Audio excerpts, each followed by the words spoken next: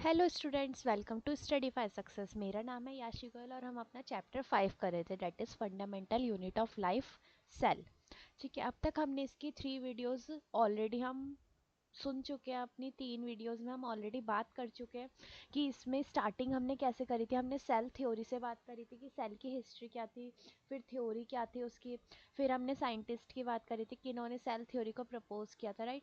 फिर हमने unicellular multicellular organism की बात करी थी, यूकैरियोटिक प्रोकैरियोट्स, इन सब की बात करी थी, सेल शेप की बात करी थी, न्यूक्लियस, साइटोप्लाज्म, हम ये सारी बातें कर चुके थे, राइट। और हम अब सेल ऑर्गेनेलीज की बात करने जा रहे थे, जिसमें हमने सारे क्या पढ़ लिए थे, क्लासिफिकेशन भी पढ़ लिया था कि डबल बाउंड मेम्ब्रेन होती है, मतलब डबल मेम्ब्रेन बाउंड ऑर्गेनेली जो होती है आपकी, सिंगल मेम्ब्रेन बाउंड जो होती है, या फिर जिनमें कोई भी मेम्ब्रेन प्रेजेंट नहीं होती ऑर्गेनेलीज में, राइट।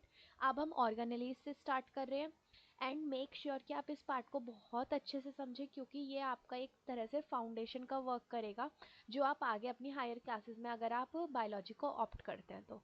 क्योंकि अगर आपने अभी इन ऑर्गेनेलिस को बहुत अच्छे से समझ लिया ना, तो आप आगे जाके आपको ये लगेगा कि ये, हाँ, मैं इसमें आगे और अच्छी पढ़ाई कर सकती हूँ। या क्योंकि अगर मतलब बेसिक स्ट्रांग नहीं होगा ना, तो फिर आगे करना थोड़ा मुश्किल होगा, क्योंकि आपको लगेगा मैं सारी ऑर्गेनेलिस में बहुत ज़्यादा कंफ्यूज हो रही हूँ, राइट। तो इसलिए हम इससे शुरुआत करते हैं। सबसे पहले हमारे ऑर्गेनेली है एंडोप्लाज्मिक रेटिकुलम। अब कई कई जगह पे इसको ना ई आर लिख के भी आता है, तो आप प्लीज़ इस चीज़ से कंफ्यूज मत होइएगा। E R is your endoplasmic reticulum, ठीक है। ये क्या है, एक नेटवर्क है मेम्ब्रेन बाउंड ट्यूब्यूल्स का जो साइटोप्लाज्म में प्रेजेंट होता है। मतलब मेम्ब्रेन बाउंड कैसे, जो ऐसे मतलब मेम्ब्रेन बना के और ट्यूब की फॉर्म में ऐसे, और चारों तरफ मेम्ब्रेन, मतलब ऐसे जैसे ट्यूब्स बना के ना, ऐसे होता है ये किसने डिस्कवर किया था, पॉटर, क्लॉड फ्लैम ने।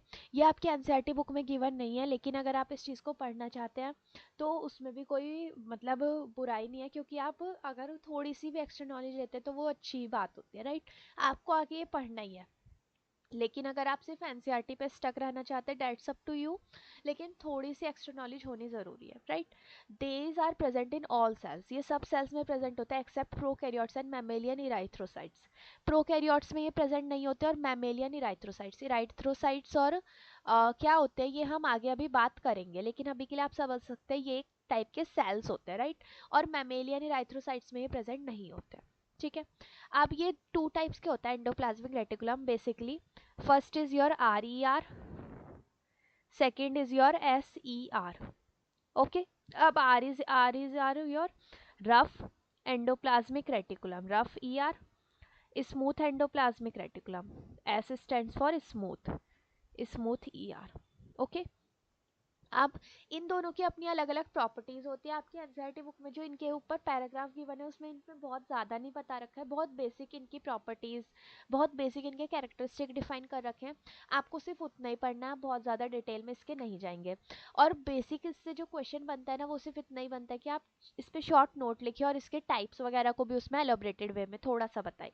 अब यहाँ पे कभी कभी ऐसा क्वेश्चन भी आता है कि इन दोनों के बीच में ना डिफ्रेंशिएट बिटवीन आता है, what is smooth ER, that is S E are, and rough E are is your R E are, ठीक है। अब ये क्या होता है, ये सिर्फ टिब्यूल से बना होता है, ये सिस्टर्ने और वेसिकल से बना होता है। ये जब हम इनका डायग्राम देखेंगे तो आपको उससे और ज़्यादा क्लियर होगा। टिब्यूल्स होते हैं आपके ऐसे लॉन्ग ट्यूब्यूल्स, राइट, ठीक है। और सिस्टर्ने और वेसिकल्स मतलब है ना, आप इस चीज़ को ऐसे समझ सकते हैं, जो आपकी शेप होती है ना उसके बेसिस पे ये होता है, ठीक है।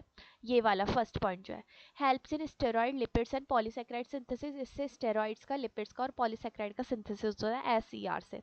ये प्रोटीन सिंथेसिस में हेल्प करता है। राइबोसोम्स इसमें एब्सेंट होता है, इसमें राइबोसोम्स सरफेस पे प्रेजेंट होते हैं।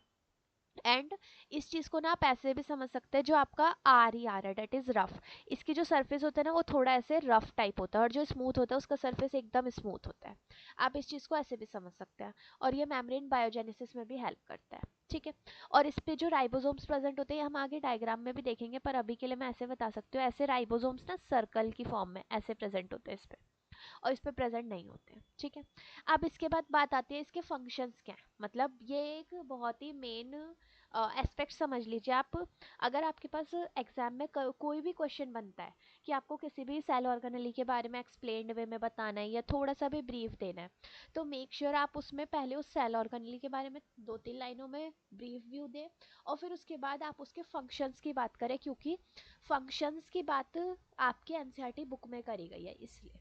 ठीक है, अगर आप इधर उधर और कुछ भी नहीं लिखेंगे ना, लेकिन आप फंक्शंस पे मेन फोकस करेंगे, that is enough to give your marks, right. अब देखते हैं इसके फंक्शंस क्या है। It is the only organelle which serves as a channel for the transport of materials between various season of cytoplasm and between cytoplasm and nucleus. मतलब ये सिर्फ एक ऐसा ऑर्गेनेली है जो एक चैनल की तरह सर्व करता है, मतलब मटेरियल का ट्रांसपोर्ट कराता है अलग अलग रीजन्स के बीच में, मतलब साइटोप्लाज्म में ही अलग अलग रीजन के बीच में, या फिर साइटोप्लाज्म और न्यूक्लियस के बीच में जो एक किसी भी चीज का ट्रांसपोर्ट होना है मटेरियल का। ठीक है, it also functions as a cytoplasmic framework to provide surface some of the biochemical activities it forms endoskeleton of cell। अब ये क्या करता है, साइटोप्लाज्मिक फ्रेमवर्क भी फंक्शन के तौर पे करता है, मतलब ये एक्टिविटीज को कराने के लिए सरफेस प्रोवाइड करता है। और क्या करता है, सेल के एंडोस्केलेटन किया, एंडोस्केलेटन मीन्स क्या होता है, अब स्केलेटन क्या होता है, किसी भी चीज का एक स्ट्रक्चर, राइट। तो ये क्या करता है, सेल को एक स्ट्रक्चर प्रोवाइड करता है बेसिकली। ठीक है, ये किस किस के सिंथेसिस में हेल्प करता है, फैट्स के, प्रोटीन के, स्टेरॉइड्स एंड कोलेस्ट्रॉल के।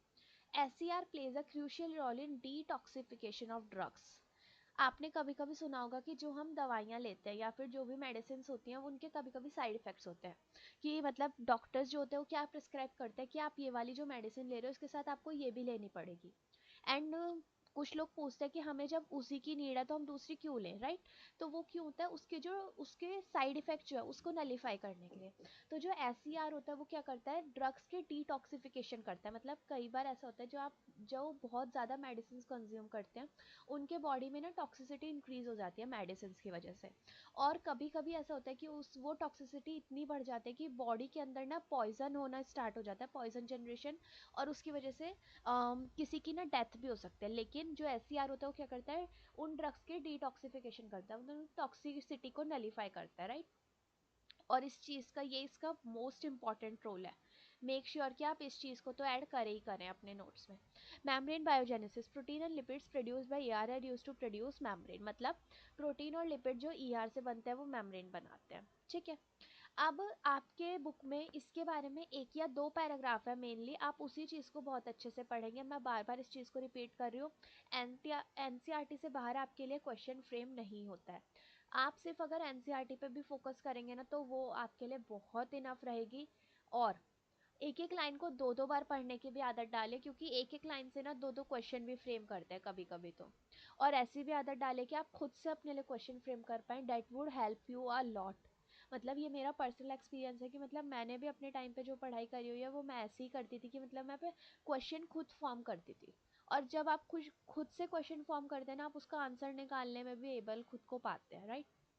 अब हम बिना टाइम वेस्ट किए नेक्स्ट सेल ऑर्गेनेल की बात करते हैं, इट इज गोल्जाई अपैरेटस। ठीक है, अब गोल्जाई अपैरेटस क्या होता है इसकी बात करते हैं। सबसे पहले आपने अगर गोल्जाई बॉडी सुना हो तो अभी हम इसमें बात करते हैं इसके, हम स्ट्रक्चर में ना सिस्टर्नेज वगैरह भी देखेंगे जो हमने।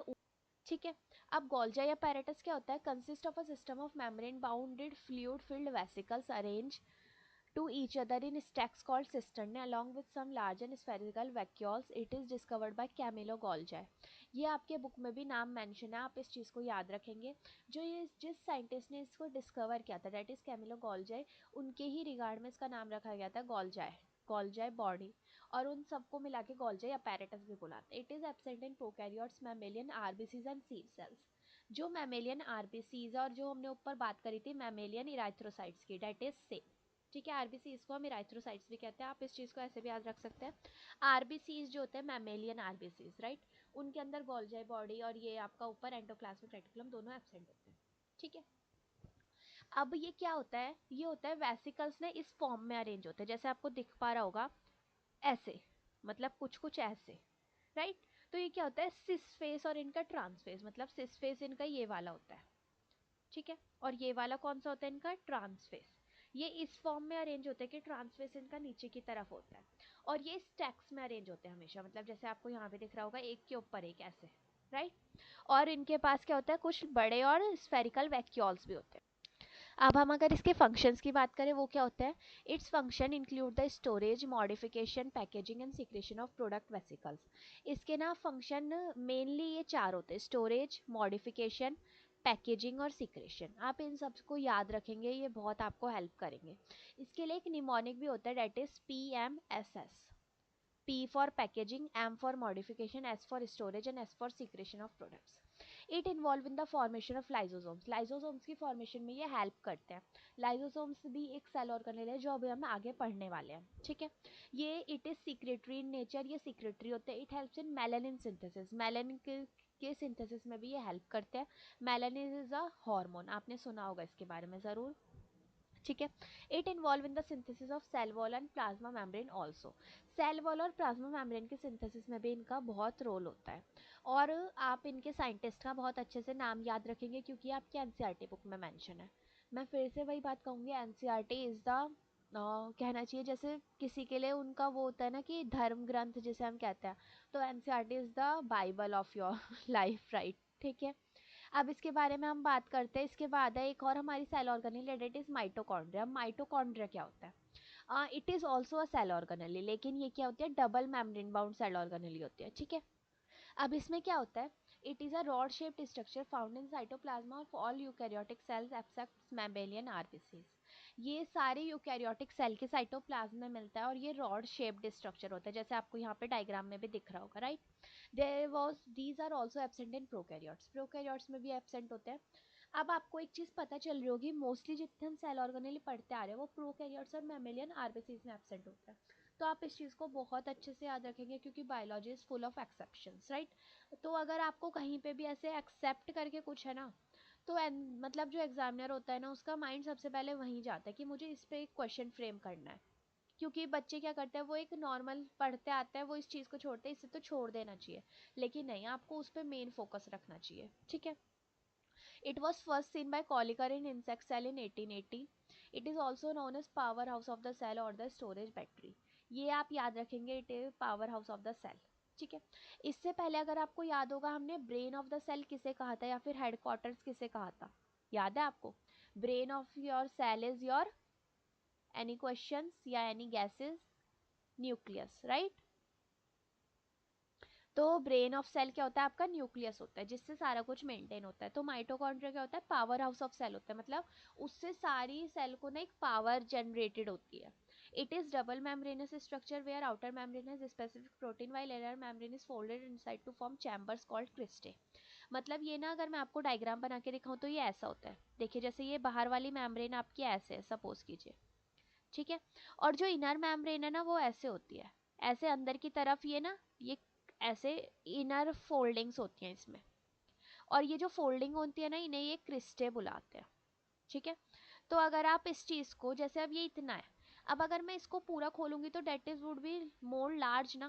तो ये क्या होता है, जो इतनी अंदर ये फोल्डिंग्स होती है ना, इसकी वजह से क्या होता है, अगर हम उसको प्रॉपर खोलेंगे तो उसका सरफेस एरिया बहुत ज़्यादा बड़ा होता है, इसलिए क्या होता है उसमें अलग अलग प्रोटीन्स वगैरह सब प्रेजेंट होते हैं।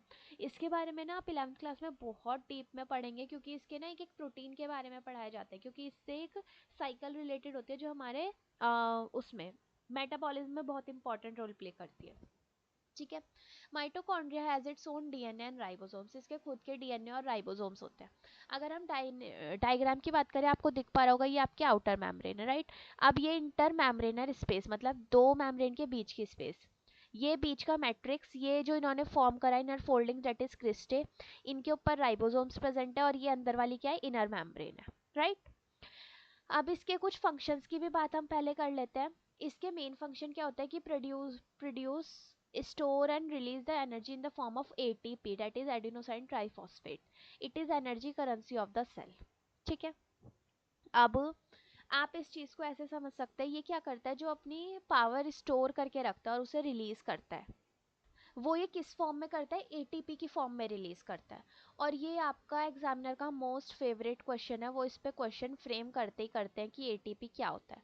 आप इसकी जो फुल फॉर्म है वो याद रखेंगे, डेट इज एडिनोसाइन ट्राइफॉस्फेट। और ये क्या होता है, ये एक सेल की एनर्जी करेंसी भी होती है, मतलब एनर्जी करेंसी कैसे, जैसे हमारी करेंसी है रुपीज, राइट।